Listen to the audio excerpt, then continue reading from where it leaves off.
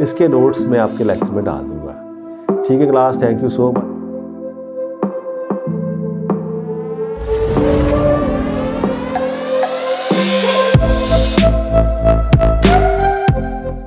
Hello students, हमने chapter शुरू किया फोर्स एंड मोशन। आज हमका उसका सेकंड लेक्चर डिस्कस करने जा रहे हैं, जिसमें बात करेंगे स्केलर्स एंड वेक्टर्स के बारे में। तो स्केलर एंड वेक्टर्स के बारे में थोड़ा सा हमने डिस्कस किया था इंट्रोडक्शन के लेक्चर में। फिर आप बात करते हैं, एक तरफ हमारे पास है स्केलर, एक तरफ है वेक्टर्स। स्केलर कह लो, जहां हम कहते हैं स्केलर क्वांटिटीज।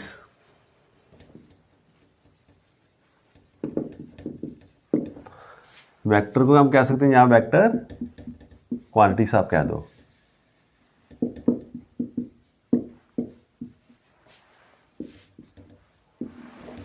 तो साथ में हम डेफिनेशन कर लेते हैं, साथ में डिफरेंस कर देते हैं।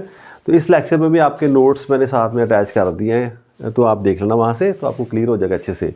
थोड़ी सी हमारी स्पीड ज़्यादा हो जाती है, नोट्स जब ऐड कर देते हैं। तो देखिए क्वांटिटीज़ कौन सी है, फिजिकल क्वांटिटीज़। तो अगेन हम फिजिकल क्वांटिटीज़ को दो तरीके से डिवाइड कर लेते हैं।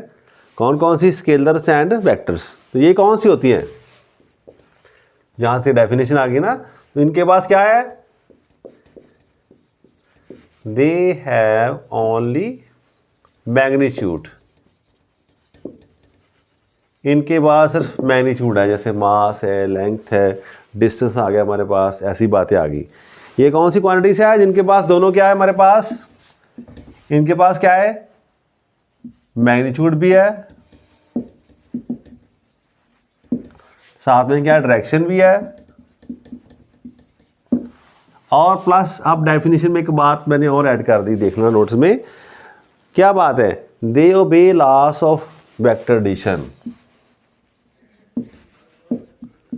Loss of vector addition. अब क्या कहोगे, vectors are the physical quantities which have magnitude and direction and obey laws of vector addition. तब पढ़ोगे जब नेक्स्ट सेमेस्टर में जाओगे। कई बार क्वेश्चन ऐसा था बच्चों के भी, इलेक्ट्रिक करंट पास कर रहा है किसी डिस्टेंस से, उसकी कोई डायरेक्शन होती है। भाई जो करंट है इसकी डायरेक्शन तो है, मैग्नीट्यूड भी है, बट इसे हम वेक्टर नहीं मानते। तो वेक्टर की यही कंडीशन ही मैग्नीट्यूड डायरेक्शन हो, साथ में ये भी कंडीशन है जो वेक्टर एडिशन के वो लॉस है उसे फॉलो करे। तो इस हिसाब से इसकी डेफिनेशन कहूँगी, वो वेक्टर की मैग्नीट्यूड है, डायरेक्शन है, लॉस ऑफ वेक्टर एडिशन का ओबे करता हो। तो ये हमारी डेफिनेशन आ गई इसकी। और डिफरेंस क्या आ सकता है इनमें, तो एक ये आ गया। इनको कैसे चेंज कर सकते हो हम, scalars can be changed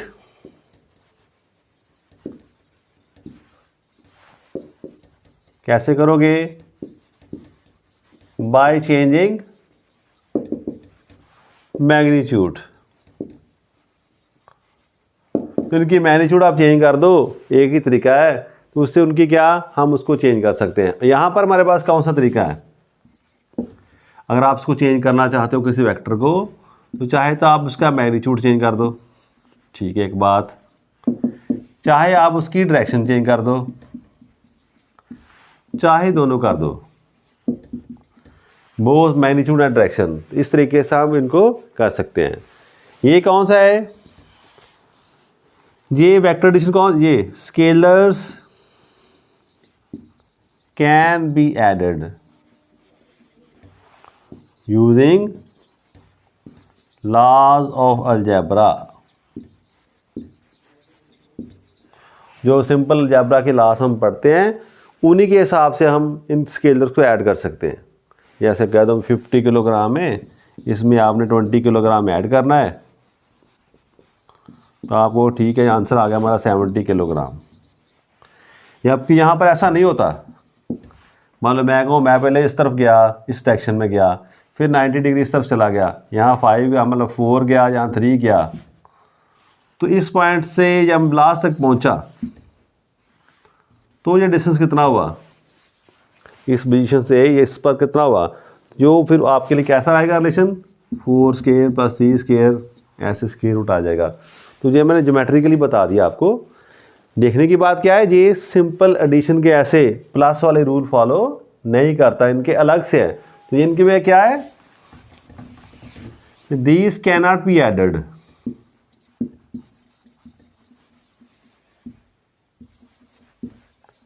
by simple laws of algebra. इनको आम जो लॉस हम यूज़ करते हैं इस हिसाब से, उन हिसाब से नहीं कर सकते। हमें क्या चाहिए यहाँ पर, डिफरेंट हमारे पास वेक्टर एडिशन के लॉस हैं। यहाँ पर डिवीज़न, यहाँ पर क्या डिवीज़न की बात करेंगे हम डिफरेंस में।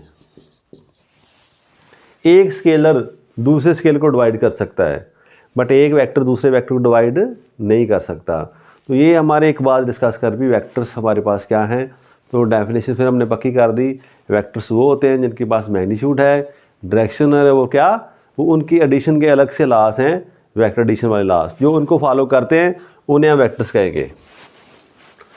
अब ये बातें मैंने ग्रीन पेन से लिख रखी हैं। अगेन इस लेक्चर में मैंने अपने वो पॉइंट लिख रखे हैं, अभी हाँ मैं कोई मिस ना कर जाऊँ। तब क्या देखते हैं फर्दर, इम्पोर्टेंस क्या वेक्टर्स की, हमें क्यों ज़रूरत पड़ी वेक्टर्स को, ये हमें कहाँ पर एडवांटेज दे रहे हैं।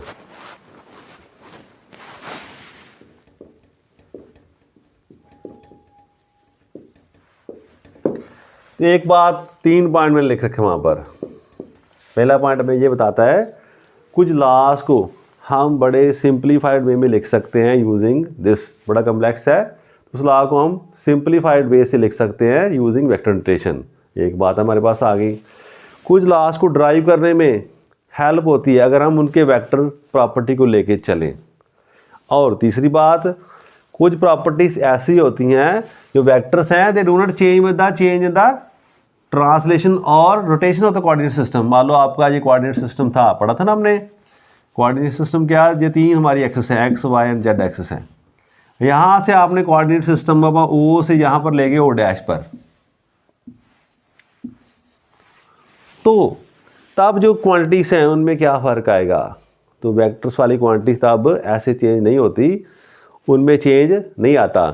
इसी प्रकार जैसे हमने इसको रोटेट कर दिया, यहाँ से मान लो ये एक्स डैश कर दिया, या वाई डैश कर दिया, या जेड डैश कर दिया, तो रोटेशन और ये उसके पास क्या ट्रांसलेशन के कारण जो क्वांटिटीज है अगर उस फॉर्म में रिप्रेजेंट की जाए तो वो वैसे चेंज नहीं होती। तो ऐसा कुछ एडवांटेज है हमें, जो हमें क्या कहता है, अभी हमें इंपॉर्टेंस दिखाता है कि हमें वेक्टर्स यूज़ करनी चाहिए और वेक्टर रिप्रेजेंटेशन हमें बतानी चाहिए। अब बात आ गई कि ठीक है वेक्टर्स क्या होते हैं, ये पता चल गया हमें, इनकी इंपॉर्टेंस भी हम थोड़ी सी देख लेते हैं ना, कोई बात नहीं। अब हम इन्हें रिप्रेजेंट कैसे करेंगे, रिप्रेजेंटेशन।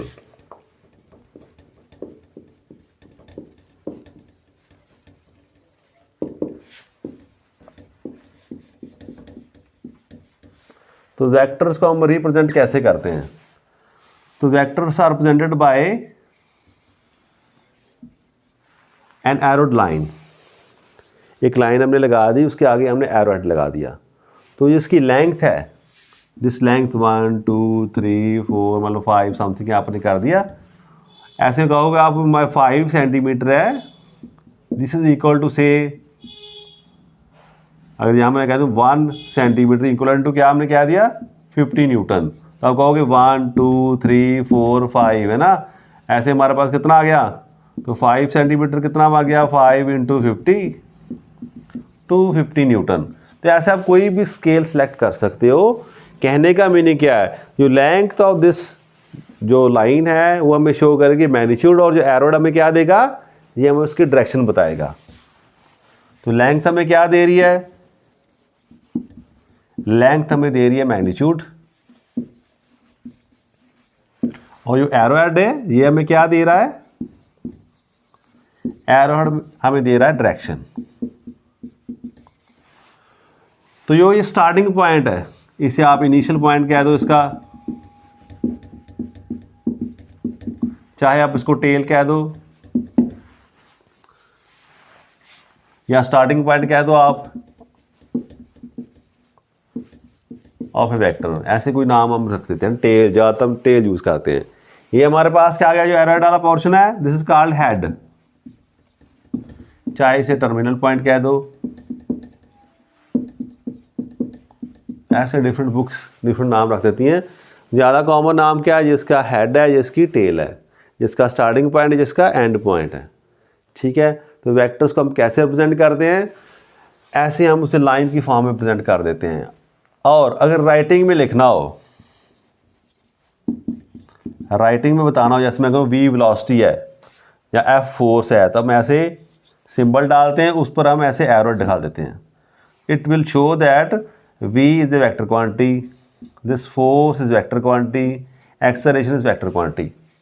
और कुछ बुक्स वाले इसे बोल्ड लेटर में लिखते हैं, वो पहले बताते हैं यहाँ पर बोल्ड लेटर जाएगा, जहाँ पर बोल्ड लेटर हम लिखेंगे वो क्या शो करेगा, that will show us vector quantities. तो ऐसे हमें कापीस में लिखना डिफ़िकल्ट लगता है, बोर्ड पे लिखना डिफ़िकल्ट लगता है. तो जो कॉमनली यूज रोटेशन है, ऐसे जिस क्वांटिटी को आपने वेक्टर बताना हो उसके ऊपर हम ऐसे एरो हेड यूज़ करते हैं, ऐसे बता देते हैं. ठीक है जी.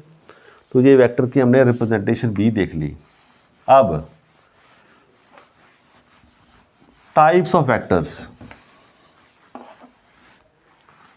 तो बेसिकली आप कहें भी वेक्टर्स को हम अगेन दो तरह से डिवाइड कर सकते हैं.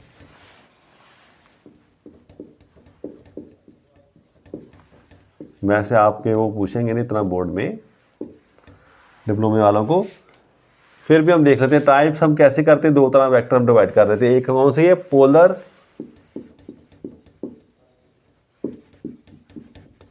और एक तरफ आते हैं एक्सियल वेक्टर्स. अभी जब आप शुरू में पढ़ोगे आप पोलर वेक्टर्स पढ़ेंगे, तो ये वो जो वेक्टर जिनका इनिशियल और फाइनल पॉइंट फिक्स हो.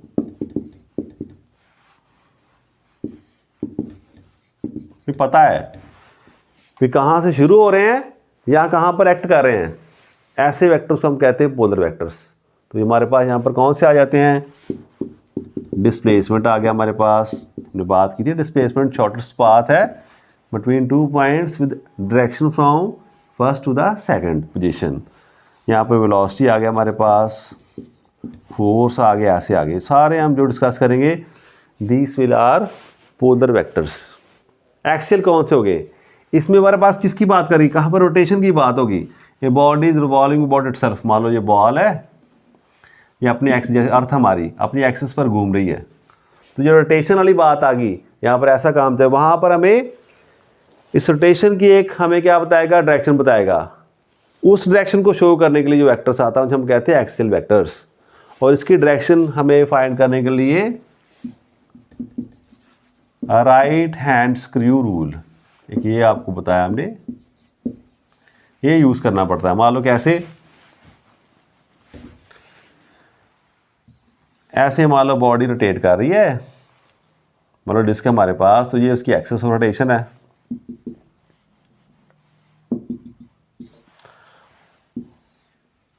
ऐसे रोटेट कर रही है, इसे मान लें कौन सी डायरेक्शन है, ये कौन सी डायरेक्शन है, एंटी क्लॉकवाइज डायरेक्शन. तो अभी जो डिस्क शो की मैंने ऐसे बता दी, वैसे ऐसे है डिस्क, ऐसे घूम रही है यहाँ पर, और ये इसकी एक्सिस यहाँ पर जा रही है. आप पता नहीं इसकी डायरेक्शन शो करनी है, तो यहाँ पर वो कहता है राइट एंड स्क्रू लगाओ. इसे हम खोलना शुरू करें तो क्या होगा, जैसे आप पढ़ा स्क्रू हम खोलते हैं धीरे धीरे ऊपर जा रहा है ऐसे, जैसे हम इसको ओपन करते हैं it will move upward. This is the direction. तो ये इसकी एक्सिस है, ये हमें क्या शो कर रहा है, इसकी डायरेक्शन शो कर रहा है ना. ये हमारा एक्सियल वेक्टर बन गया एक तरह का. और ये रोटेशन कौन सी है, एंटी क्लॉकवाइज रोटेशन. यहीं पर अगर क्लॉकवाइज रोटेशन होती, यही बात आती है ऐसे, ये क्लॉक की तरह घूम रहा है ना, तो तब हमने क्या देखना था, ये एक्सिस है, वही एक्सिस हमने बता दी. तब जो वेक्टर डाउनवर्ड होना था. आप स्क्रू को बंद करो, मान लो ये स्क्रू है हमारा, इसे बंद करोगे, जैसे इसे बंद करते हैं it will move downward, screw हमारा अंदर जा रहा है. तो that is called right hand screw rule. वो रूल जो ऐसे राइट हैंड जैसे आगे करने से नीचे जा रहे हैं, ऐसे करने से ऊपर आ रहे हैं. अब आगे जाके पढ़ोगे एक राइट हैंड थंब रूल भी होता है. फिर जैसे रोटेशन हो रही है ऐसे ऐसे कर लो, अपनी फिंगर्स रोटेशन शो करें, तो थंब आपका पॉइंट करेगा उस एक्सियल वेक्टर की तरफ. और क्लॉकवाइज में देखो ऐसे आपने किया फिंगर्स को, तो that thumb will show us the direction of the vector. तो ऐसे एक्सियल वेक्टर्स हैं, इनके बारे में हम लेटर ऑन डिस्कस करेंगे जब हम रोटेशनल वेक्टर्स जो है ना चैप्टर हमारे पास आता है रोटेशन प्रॉपर्टीज़ का, तो वहाँ पर हम डिस्कस करेंगे. For the time being we are there to discuss only polar vectors. तो नाम ही नाम लें आपका, अंडरस्टूड या हम पोलर की बात कर रहे हैं। तो जब कई बार बच्चों का हम ये डिफरेंस बताते भी नहीं। आप कुछ डेफिनेशन करते हैं। एक वर्ड बड़ा कॉमन यूज करते हैं हम, मॉडुलस ऑफ ए वेक्टर।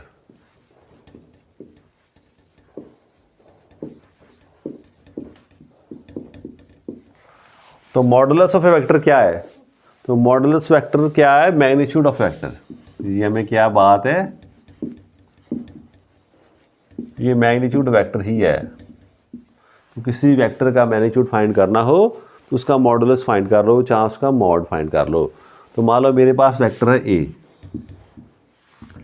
ये ए वेक्टर में दिया है, इसका मॉडुलस क्या होगा? इसका मॉड होगा ऐसे, this will give the magnitude. इसे आप ऐसे लिख लो और सिंपली आप ए लिख दो। This is our vector, A vector है, और दिस ये जो हमने दो डंडे लगा दिए मॉड कहते हैं, mod of A, that is the modulus of this vector and it gives the magnitude of the vector. आप चाहे इसे ऐसे लिख दो, ए वेक्टर से बाहर डाल दो, या ऐसे ए लिख दो, दैट इज वेक्टर। अब यहीं से बात आ गई नेक्स्ट, एक और मान लो, एक और बात हमारी डेफिनेशन आ गई, unit vector.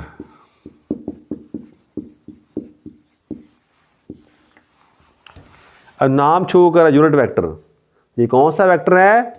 This is the vector with है मैग्नीट्यूड, किसकी मैग्नीट्यूड होगी इतनी, इसकी मैग्नीट्यूड कितनी होगी? यूनिट। एक यूनिट इसकी मैग्नीट्यूड है, और डायरेक्शन कौन सी है? जो जिस वेक्टर का हमने यूनिट वेक्टर फाइंड करना उस हिसाब से इसकी मैग्नीट्यूड होगी। So it has unit magnitude and direction कौन सी है? That of given vector. तो सारी डेफिनेशन देख रखी वहाँ पर नोट्स में, आप अच्छे से देखो उसे नोट्स को, यहाँ पे हम शॉर्ट में समझ लेते हैं। सो डायरेक्शन कौन सी होगी? जो गिवन वेक्टर की होगी। अब बात बताओ, मैं कहूँ मेरे पास है ए वेक्टर, अब इसका मैंने यूनिट वेक्टर फाइंड आउट करना है, तो कैसे फाइंड आउट करेंगे? How do we find unit vector of a given vector? तो इस यूनिट वेक्टर ऑफ, मैं लिख दूँ यहाँ पर, ऑफ ए वेक्टर, इसे हम कैसे रिप्रेजेंट करते हैं? ए कैप और ए हैट। इसे ए कैप लिख दो, चाहे क्या लिख दो, a head, hat sorry, a cap और ए हैट, जैसे पर हमने हैट और कैप डाल दी। और इसकी डेफिनेशन क्या बनेगी हमारे लिए?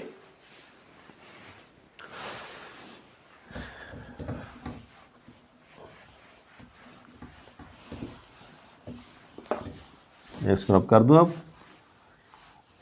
Now this shows us the unit vector of A vector, जो हमें दिया गया था, जो वेक्टर है उसको उसकी डिवाइड कर दो मैग्नीट्यूड के साथ या मॉड के साथ। So this will give us the unit vector of a given vector. ऐसे लिख दो, चाहे आप इसे ऐसे लिख लो। क्या कहोगे? When A vector is divided by its magnitude, जब किसी वेक्टर को उसके मैग्नीट्यूड से डिवाइड कर दिया जाए तो हमें क्या मिलता है? Unit vector. तो इसकी मैग्नीट्यूड कितनी होगी? 1 होगी। इसका क्या होगा? डायरेक्शन कौन सी होगी? जो गिवन वेक्टर की होगी। अब इसका यूनिट क्या है? ए का मान लो, अगर ये वेलोसिटी है तो ये मीटर पर सेकंड है, तो इसकी मैग्नीट्यूड भी मीटर पर सेकंड। तो आपने क्या देखा? तो यूनिट वेक्टर है, that is unitless.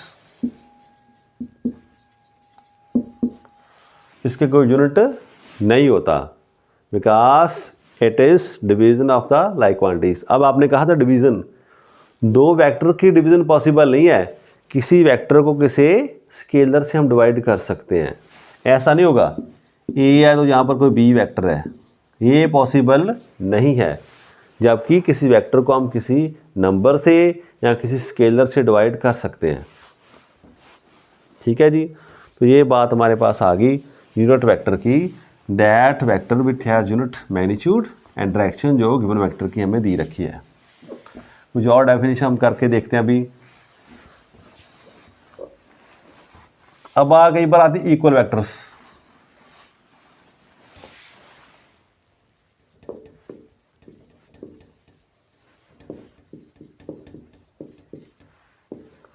Equal vectors कौन से होंगे? तो वेक्टर्स को इक्वल होने के लिए क्या क्या चाहिए? उनका मैग्नीट्यूड भी सेम चाहिए, उनकी डायरेक्शन भी सेम चाहिए। मान लो मेरे पास दो वेक्टर्स हैं ए, मैं चाहता हूँ एक और वेक्टर है बी जो इसकी इक्वल है, तो वो कैसा होगा? उसकी मैग्नीट्यूड की लेंथ सेम होगी, उसकी डायरेक्शन भी क्या होगी? सेम।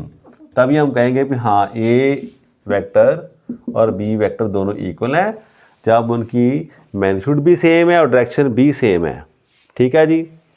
आप देखिए और डेफिनेशन आ गई, नेगेटिव वेक्टर या नेगेटिव ऑफ ए वेक्टर, ऐसे एलैबोरेट करके देखते हैं। अब नेगेटिव ऑफ ए वेक्टर क्या होगा? जो उसके इफेक्ट को पूरी तरह कैंसिल करे।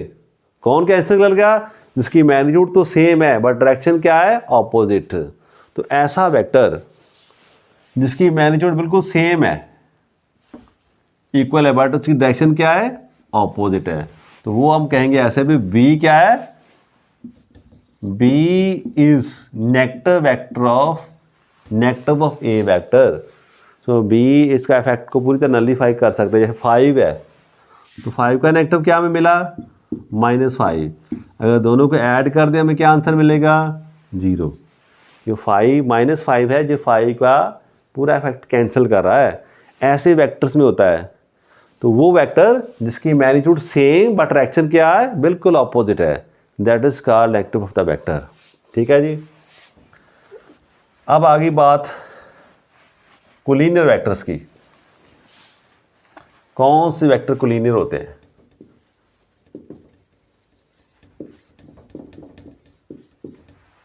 कोलिनियर, को मीन्स ठीक है तो साथ साथ रहने वाला, कुलीग से ऐसे आ गया तो को लीनियर सेम लाइन वाले। तो दो vectors which are along the same line. याद मान लो ये एक लाइन है, एक वेक्टर जहां पर ए वेक्टर है, एक दूसरा बी वेक्टर आ गया, दोनों एक ही लाइन पर है, इन्हें हम क्या कहेंगे? कोलिनियर वेक्टर्स हैं। ठीक है जी। ऐसा ही है, ऐसा भी हो सकता है ए वेक्टर ऐसा चल रहा है एक लाइन में और बी दूसरा वेक्टर यहाँ पर कहीं उसके पैरेलल लाइंस में आ रहा है, ये भी क्या? कोलिनियर है।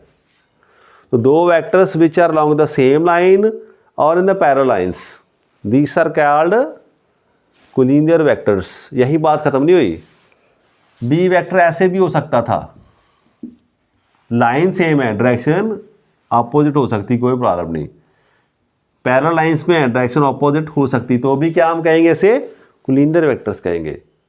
तो ठीक है, those vectors which are acting along the same line or in the parallel lines, they may have same or opposite directions. So depending upon it, हम इन्हें दो बातों में डिवाइड कर सकते हैं।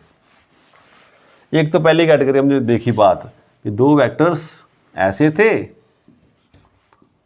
ए वेक्टर है, यहाँ पर कोई दूसरा बी वेक्टर है। ये कौन से वेक्टर हैं? Which are acting in the same line.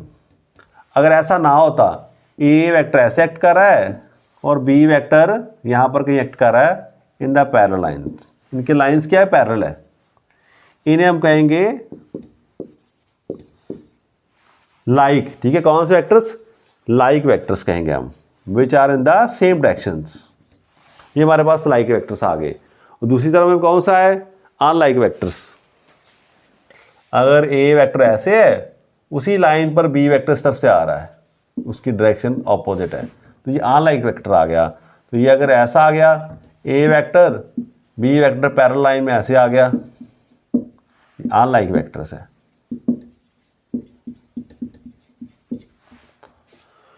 इसे आप पैरेलल भी कह सकते हैं, कई बार ज़्यादा वर्ड लाइक वर्ड यूज़ करते हैं। लाइक वेक्टर्स, पैरेलल वेक्टर्स और एंटी पैरेलल वेक्टर्स।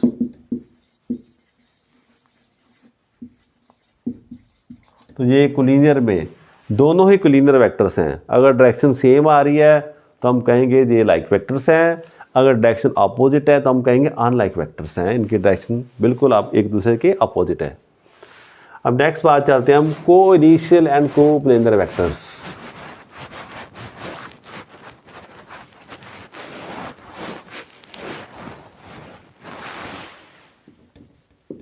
को इनिशियल अब ये क्या बात कह रहा है, को इनिशियल, इनिशियल में स्टार्ट, जिनका स्टार्टिंग पॉइंट सेम है,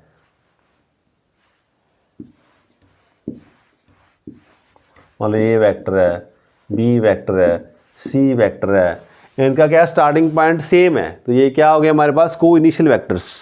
ऐसा भी हो सकता है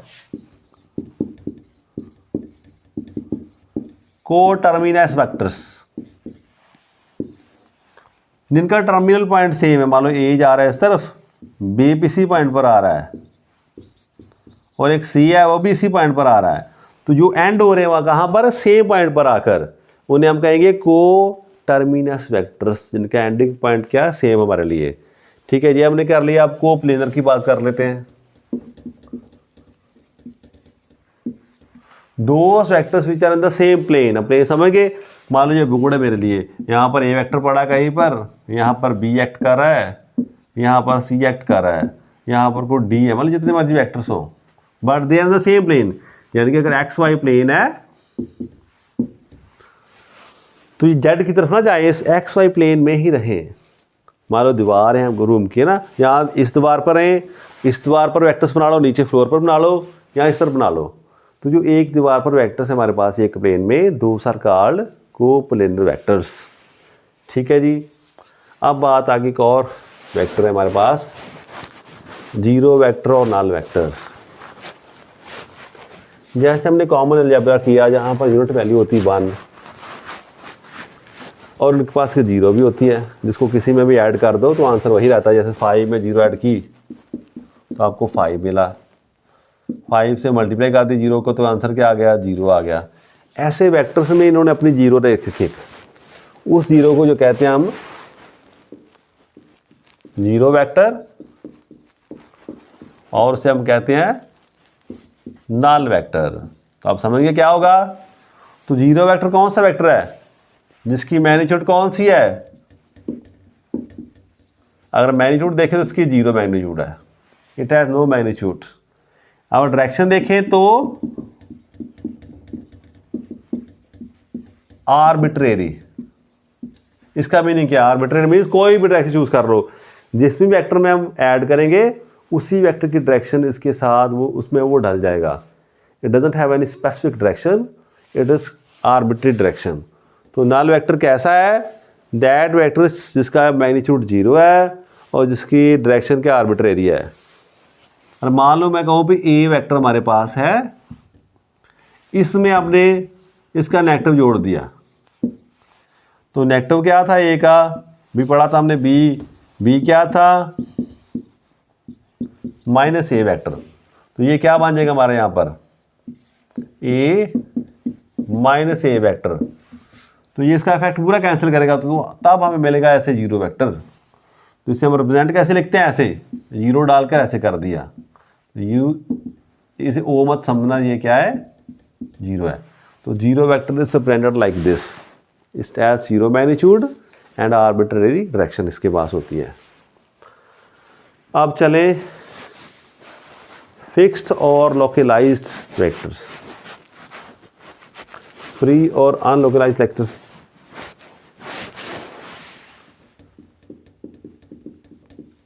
फिक्स कह लो चाहे लोकलाइज वेक्टर्स,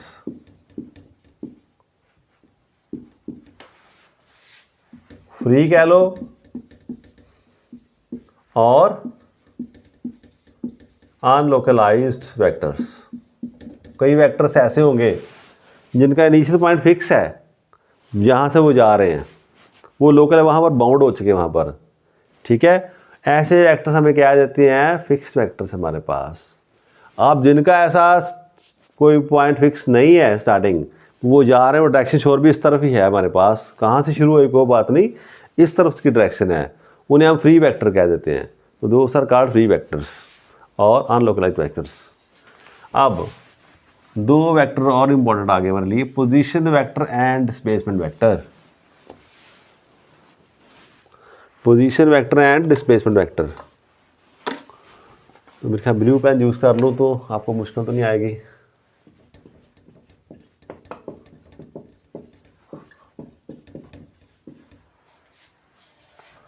और दूसरा कौन सा है, डिस्प्लेसमेंट वेक्टर।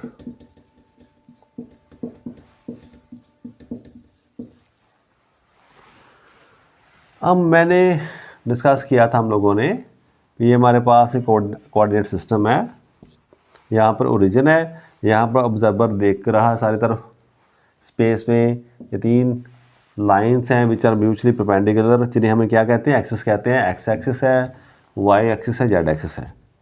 यहाँ पर उसने क्या देखा, स्पेस में एक पॉइंट है,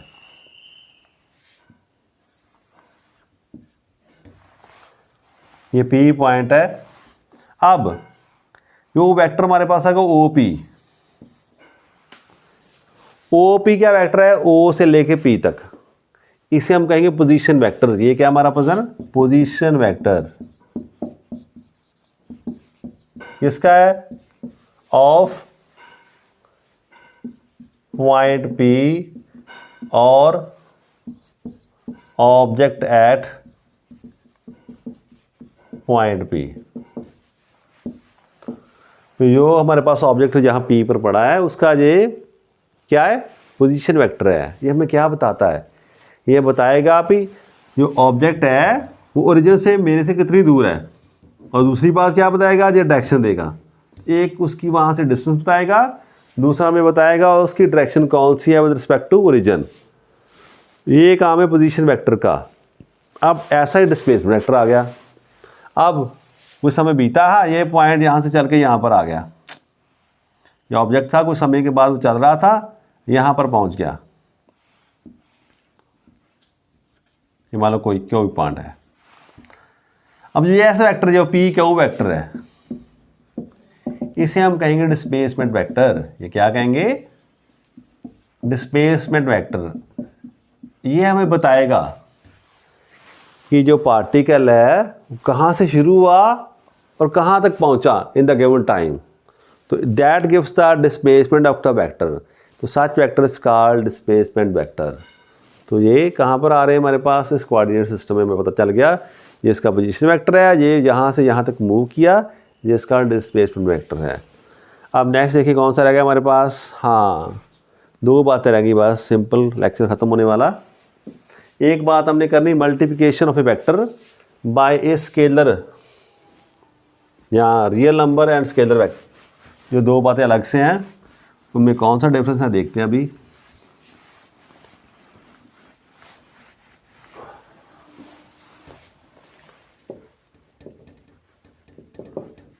multiplication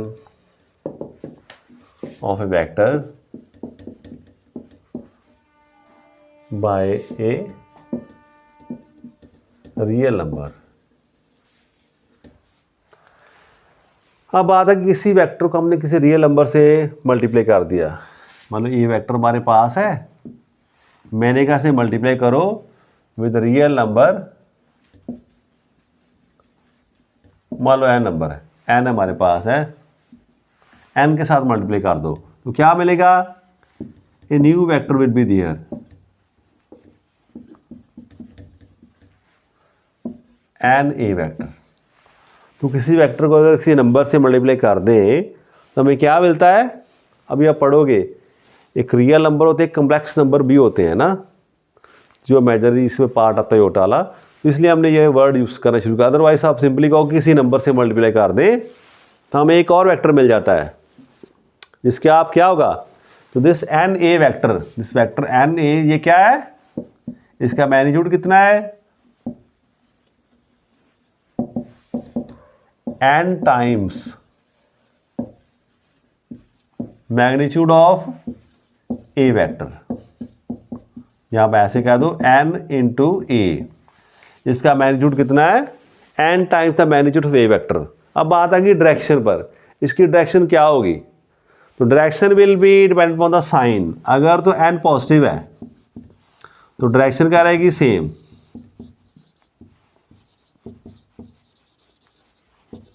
एज ऑफ ए। फिर तो बात ऐसे आ गई, अगर तो एन पॉजिटिव है तो इसकी डायरेक्शन वही रहेगी, अगर एन नेगेटिव है तो डायरेक्शन क्या आएगी इसकी, direction will B opposite of A vector. तो जो ये नया वेक्टर बना है NA वेक्टर, अगर ये नेगेटिव हो तो इसकी डायरेक्शन ऐसे मान लो, अब क्या बात कर रहे हैं, जैसे ये एक वेक्टर हमारे पास जिसे आपने 2 से मल्टीप्लाई कर दिया, 2 एक वेक्टर कैसा होगा, जो इसकी मान लो लेंथ होगी डबल होगी इससे। अब -2 से मल्टीप्लाई कर दिया आपने तो डायरेक्शन लेंथ वही रहेगी, डायरेक्शन इसकी अपोजिट हो जाएगी।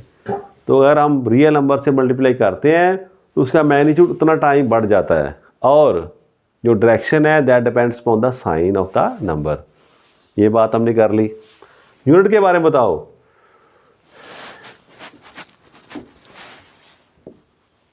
यूनिट्स जो है दैट रिमेन सेम।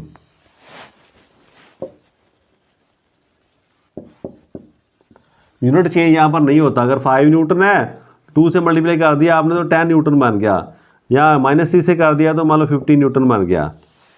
तो सिर्फ डायरेक्शन चेंज हो सकती है, मैग्नीट्यूड चेंज हो, बट यूनिट चेंज नहीं हो रहा यहाँ पर when we multiply it with real number. अब नेक्स्ट बात करते हैं हमने किसी वेक्टर को मल्टीप्लाई कर दिया विद स्केलर, किसी स्केलर क्वांटिटी के साथ हमने मल्टीप्लाई कर दिया। तो यहाँ पर स्केलर के साथ मल्टीप्लाई हम कर दें, बड़ी बार हम करते हैं, तो क्या होगा, मान लो ये हमारे पास वेक्टर ए वेक्टर है, ये वेक्टर ए है हमारे पास, ये स्केलर कौन सा है, मान लो ऐसा हमने कर दिया। तो व्हाट डू वी गेट, जब उनको मल्टीप्लाई करेंगे हमें नया वेक्टर मिलेगा। तो this new vector would be there, जहाँ जो हमारा आंसर आया वो ऐसा होगा, एक नया वेक्टर मिल गया एस ए।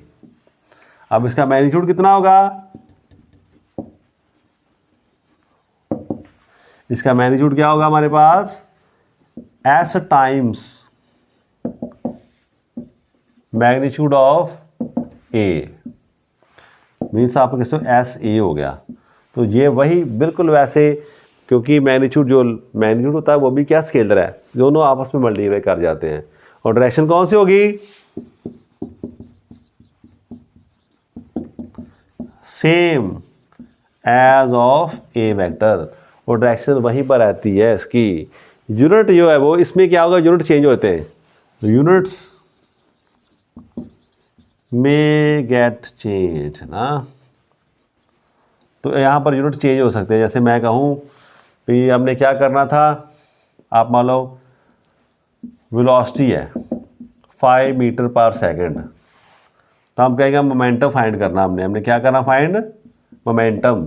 तो इसे मास से मल्टीप्लाई कर देते हैं। तो 2 किलो की ये मास का कितना है, मान लो 2 kg है, जब मल्टीप्लाई किया इससे आपने, यह क्या बन गया 10 किलोग्राम मीटर पर सेकंड। तो ये एक नया वेक्टर आ गया हमारे पास, जिसकी डायरेक्शन क्या होगी मोमेंटम की, वही जो वेलोसिटी वाली है, बट इसका मैग्नीट्यूड भी चेंज हो गया और साथ में क्या चेंज हो गया, यूनिट भी चेंज हो गया। ठीक है, ये कुछ डेफिनेशन हमने कर ली हैं जो आपको नेक्स्ट जो लेक्चर पढ़ेंगे उसमें आपके लिए ये इंपॉर्टेंट रहेंगी। तो सारा नोट्स मैंने बना रखे हैं आपके लिए, जो आपको सिंप्लीफाई आपका काम कर देंगे। नोट्स लिखने के कारण मेरा काम बढ़ जाता है, आपका काम आसान हो जाता है, बट कोई बात नहीं, अभी आपके एग्ज़ाम आने वाले हैं तो हम कर रहे हैं ऐसे। तो पहले नोट्स आप अच्छे से देखना, पढ़ लेना, और लेक्चर को भी सुना साथ में, तो फिर अच्छे से समझ आएगी। तो हम मिलते हैं नेक्स्ट लेक्चर में। वहाँ पर बातें हम क्या रह गई, अभी हमने क्या करना, वहाँ पर एडिशन ऑफ वेक्टर्स करना है और साथ में मल्टीप्लिकेशन वेक्टर्स, तो दोनों हम अलग से करेंगे। तो यहाँ पर चलो एक टर्म है जो कॉमन है इस लेक्चर में और नेक्स्ट लेक्चर में, वो भी बता देता हूँ हल्का सी। यहाँ पर कई बार ये वर्ड आता है रिजल्टेंट वेक्टर।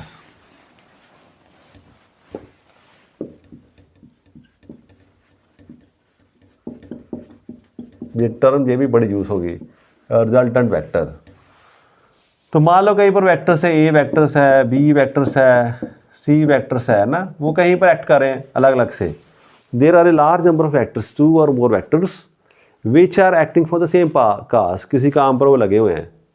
तो there would be a single vector, वहाँ पर एक ऐसा वेक्टर आएगा आर, मान लो इसे हम नाम दे दिया आर वेक्टर। ये कहता है यो तुम सारे मिलके काम कर सकते हो ना, वो मैं अकेला कर सकता हूँ।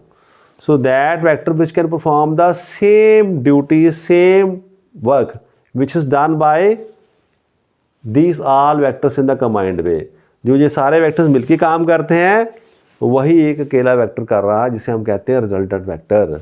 तो इसे हम ऐसे लिख देते हैं वैसे, R A vector, B vector, C vector, जितने भी वेक्टर्स हों सबको ऐड करके एक वेक्टर हमें मिल जाता है, ये है रिजल्टेंट वेक्टर। अब ये कैसे फाइंड आउट किया जाता है ये हमें मिलेगा तब जब हम नेक्स्ट लेक्चर डिस्कस करेंगे। तो we will meet in the next lecture. Thank you class.